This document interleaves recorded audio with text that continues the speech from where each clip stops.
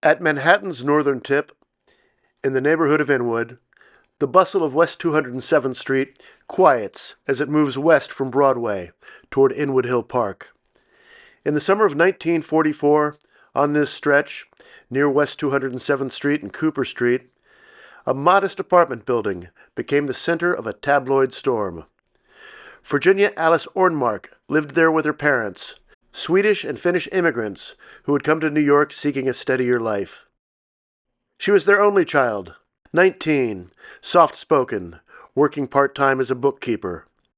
But behind her apartment door, detectives found the tools of a hardened criminal, a .32 caliber revolver, ammunition, and brass knuckles. Virginia told police she had become involved with a gang led by Fred Schmidt.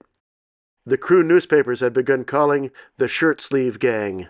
Over 6 weeks, she said, she had taken part in some 20 holdups. A crime spree that carried her far from her quiet block in Inwood. The whole thing started as a gag, Ornmark told the district attorney's office. I said to my boyfriend, I'd like to meet some real gangsters.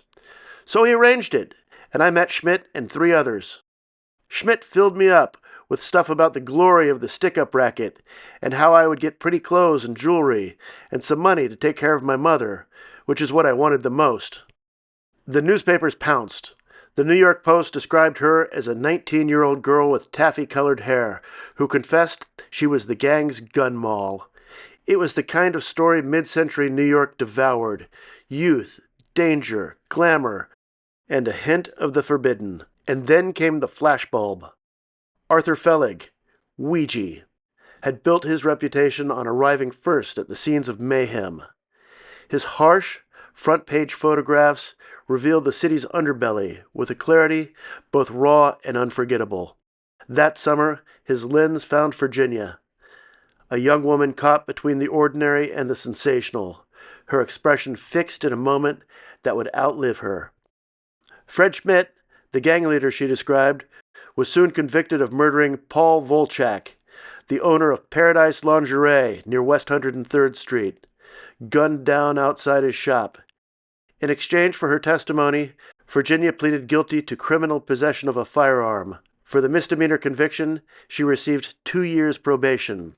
She did not survive the probationary period. A little more than a year after the trial, Virginia Ornmark, just 20 years old, was dead. No cause of death was reported. The media had already moved on.